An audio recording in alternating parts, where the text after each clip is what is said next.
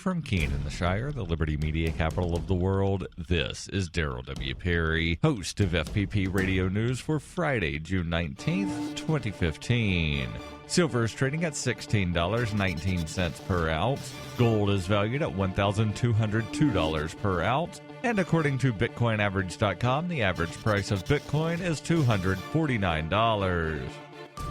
Antiwar.com reports the first 3 days of the Yemen peace talks in Geneva were pretty unproductive, but at least no one got hit. The situation took a turn for the worse on Thursday when the Houthis' attempt to hold a press event was attacked by supporters of the Hadi faction. Houthi delegate Hamza al-Houthi was delivering his address to the assembled media when one of the Hadi delegates rushed the stage and threw a shoe at him. Shoes started flying back and forth despite Houthis' attempt to keep talking and ignore the disruption, and before long, fistfights were reported between the two factions. The Hadi government resigned back in January after the Houthis had taken over the capital city of Sana'a. The Saudis attacked Yemen in March, demanding the Hadi forces be reinstalled. After 3 months of war, however, there is no sign of this happening, and the Houthis still control most of the country. The peace talks got off to a bad start when the Hadi faction demanded that the Houthis surrender every city in the country as a condition of direct talks. Very little has come of the peace talks, however, and the fight is probably going to be the most noteworthy thing that's happened.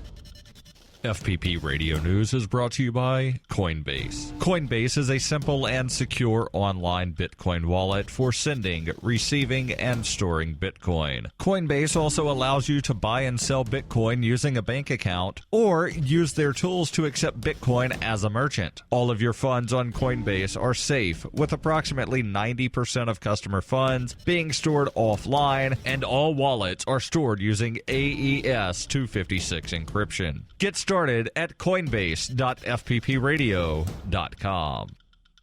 UPI reports the Federal Communications Commission on Thursday voted in favor of covering broadband internet access for low-income households with a telephone subsidy program it has offered for 30 years. 3 of the 5 members of the FCC voted in favor of reforming the program called Lifeline to include web access. Established in 1985, the Lifeline program has provided qualifying low-income Americans with a $9.25 per month subsidy towards phone service. Thursday's vote favors expanding it to include broadband internet, though the final structure of what that may look like is yet to be determined. Expanding the program still needs further government approval, where there is opposition to the expansion proposal. Some critics believe the $2 billion per year Lifeline program is already rife with abuses and fraud, and that the existing program should be fixed before it should be expanded. One Republican commissioner said in a report by The Hill, "We still have a long way to go if we are going to fix this program. Waste, fraud, and abuse are still rampant."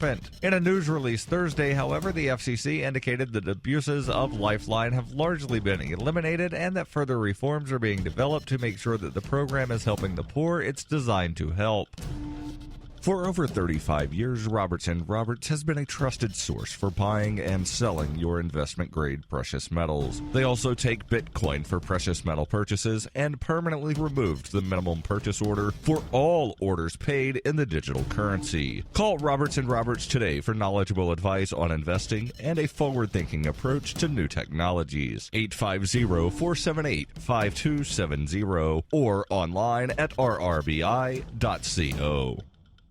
Reuters reports the U.S. Supreme Court on Thursday unanimously reinstated an Ohio man's conviction for beating his girlfriend's children after he sent her thousands of miles away to engage in prostitution. The 9 justices rejected the arguments made by defendant Darius Clark that testimony given during trial by preschool teachers who talked to one of the victims, his girlfriend's 3-year-old son, should have been disallowed. The testimony in question, in which the teacher pressed the boy on injuries they had noticed, did not violate Clark's rights under the U.S. Constitution's 6th Amendment to confront his accusers, according to the court. Clark was convicted of abusing the 3-year-old boy and the boy's 18-month-old sister. He was sentenced to 28 years in prison, but appeals court threw out the conviction, saying the teacher's testimony at trial was impermissible evidence. Teachers at the boys' preschool noticed what appeared to be injuries, and during trial, the teachers testified about the conversations they had with the boy. Justice Samuel Alito, writing on behalf of the court, wrote that the statements were admissible at trial because the teachers were not soliciting the information with the intent of using it as evidence.